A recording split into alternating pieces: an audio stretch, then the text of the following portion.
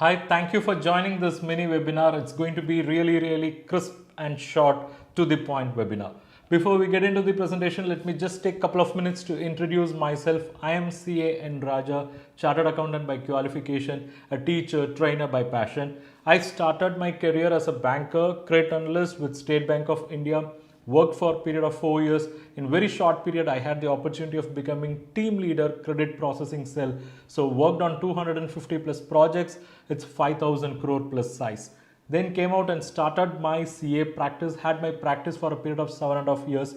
Alongside had this teaching training. Thanks to technology, today through online, I teach 2 lakh plus students all over the world, basically on banking, credit and financial analysis, and majority of them are working banking executives. I'm really glad that my courses are helping them, and I'm sure this course will be relevant and useful for you as well. Let's get into the webinar.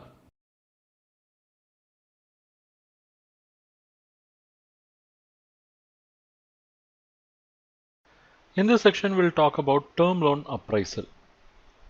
Term loan is the loan given for taking up some long-term projects. It can be like, say, setting up a factory or for purchase of plant and machinery. Okay, so these are all the loans which are generally given for the period, let's say, greater than 3 years. And depending upon the bank's policy, it can be in the range of up to 8 years.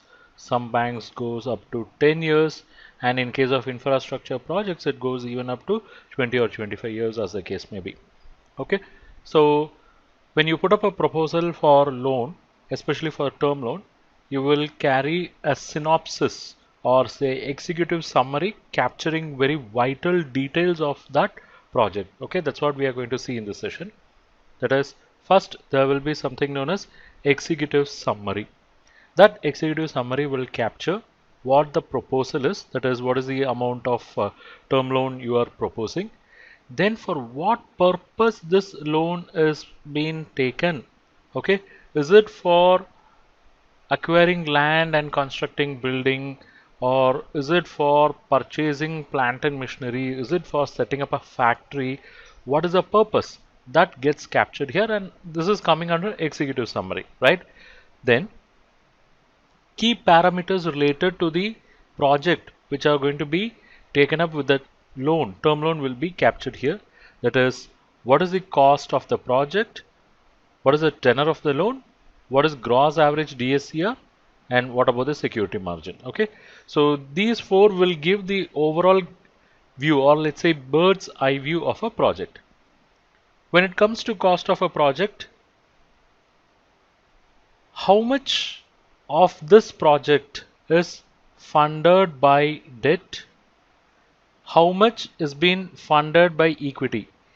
That's what bankers are interested in knowing. I mean, the sanctioning authority is interested in knowing at the executive summary level. Okay, because we'll be talking about the cost of project in detail in the following stages, but in executive summary they are interested in knowing how much is going to come for this project from debt and how much from equity, and out of that debt how much they are proposing with your bank and how much they are proposing with other banks. Okay, so this is the loan they are asking for, and how the owner's contribution are coming in, that is how much is coming in the form of share capital.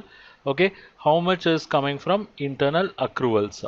Then when you have these two information, automatically you can derive debt equity. So debt equity ratio should also be provided. So what is debt equity ratio? Basically the long term debt, it is basically the long term debt divided by the equity brought in for the project. Generally banks will keep a level like 2:1, that is, it should not go beyond 2:1. So 2:1 means 2/3 can be debt and 1/3 can be equity. That is, to summarize, 67% can be debt and 33% contribution should be in the form of equity. Okay, so that also gets captured at the executive summary level itself. So before going deeper into the project, sanctioning authority here they'll be able to frame an opinion. If they look at debt equity ratio as 2:1, and if they see that equity is 33% or more and it is coming fully in the form of share capital, okay, then they'll be happy. Why? Because internal accruals is a different game. And long-term debt to equity, the ratio 2 is to 1 means there is a major contribution, or most of the contribution is coming from whom? Coming from the borrower, and only 1/3 is coming from the bank. It means borrower is assuming the majority of risk in this project, and bankers are going to get revenue out of this project because the major risk is borne by the borrower. Okay, so all those information will get captured here, and that will help the sanctioning authority to frame a overall picture of this borrower. Then tenor of the loan, whether tenor of the loan is within policy, because as I told you, it can be like for a period greater than 3 years, but let's say up to 8 years or up to 10 years, and infrastructure projects it can go up to 20 or 25 years as the case may be. So if the borrower is insisting on tenor greater than 8 years or greater than 10 years, then it is actually a deviation from the loan policy guidelines of the bank. So sanctioning authority will be interested in knowing whether this proposal comes with a deviation or without deviation, okay, to get a level of comfort. Then what is the moratorium they are asking for? Why moratorium is required? Because here term loans are used for creating assets, right? And those assets should generate revenue. That revenue will bring in profit, and from that profit, to put it rightly, the cash profit only, term loan can be serviced. But not all projects will start generating revenue from day one itself, because you have to borrow, you have to acquire assets, you have to install the assets, there will be settling down time period, teething issues, and it will take time for that asset to generate revenue, because it should cross what is known as break even period, and only after then it will start making profit. That profit can be used for servicing the loan. So they need some kind of a holiday. They need some kind of a holiday. Here bank may be agreeing for the holiday in terms of principal.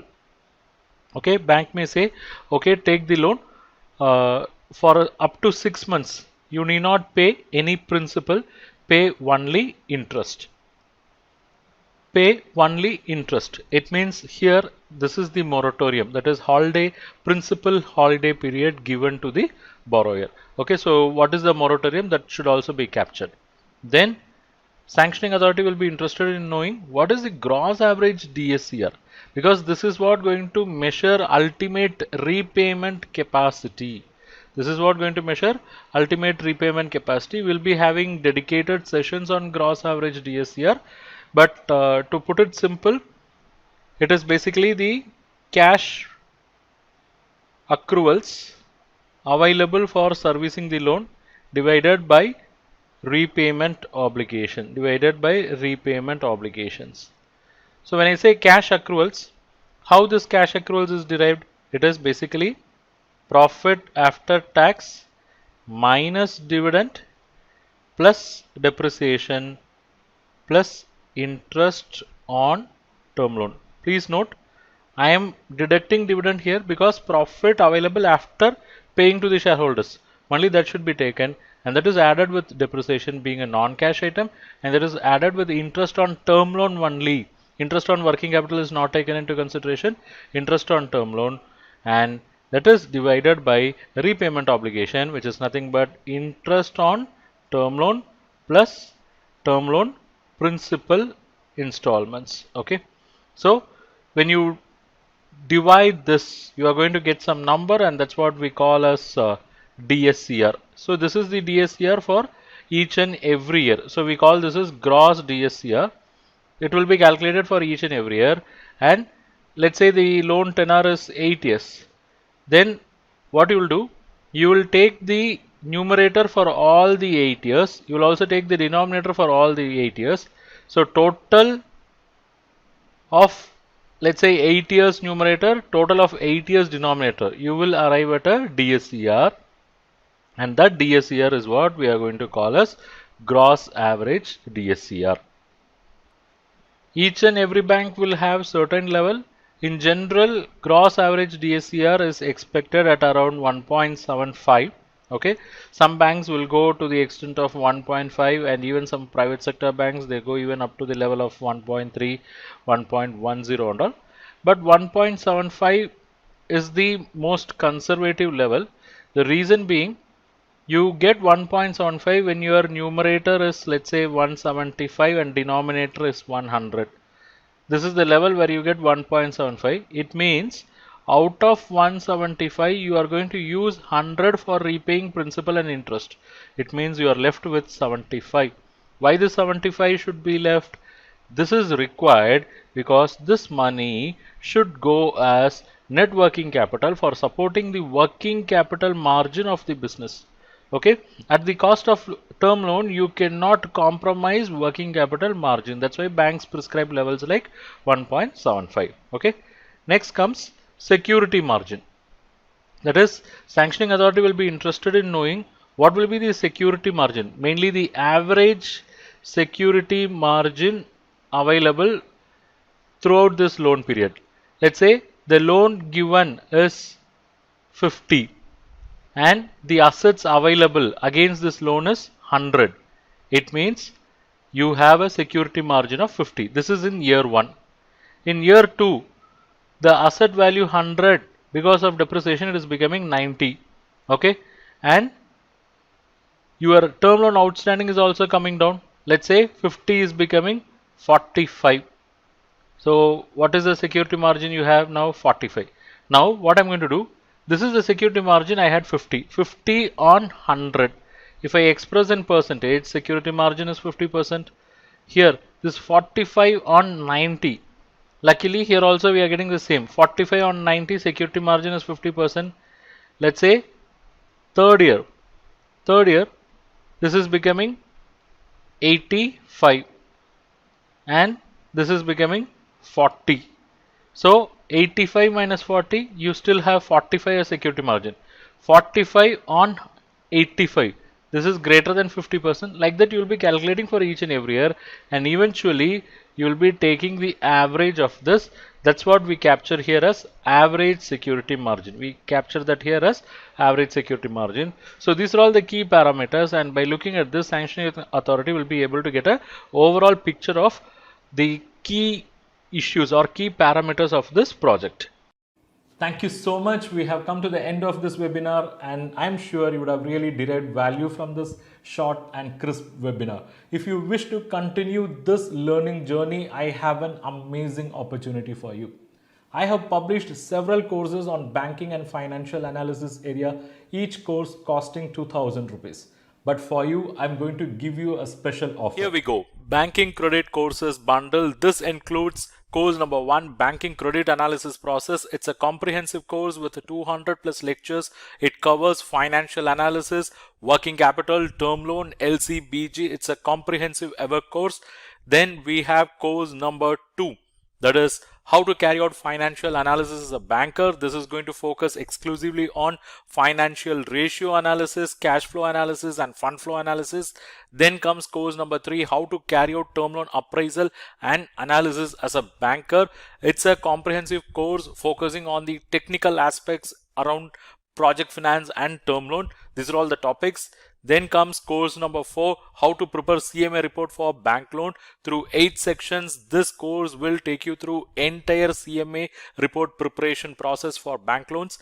Then we have course number 5, how to read balance sheet. So if you are a non-finance person, this course will give you complete insight into balance sheet, how to read them, how to interpret them, how to analyze them. Okay.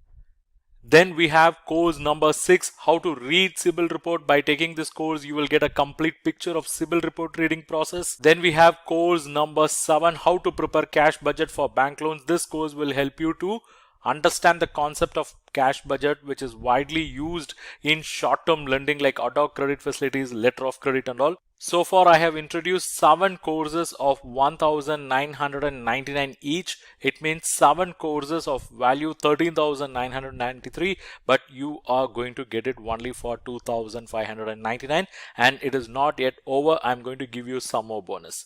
Course number 8, Collateral Securities, a comprehensive study. Course 9, How to carry out credit risk rating for non-trading entities.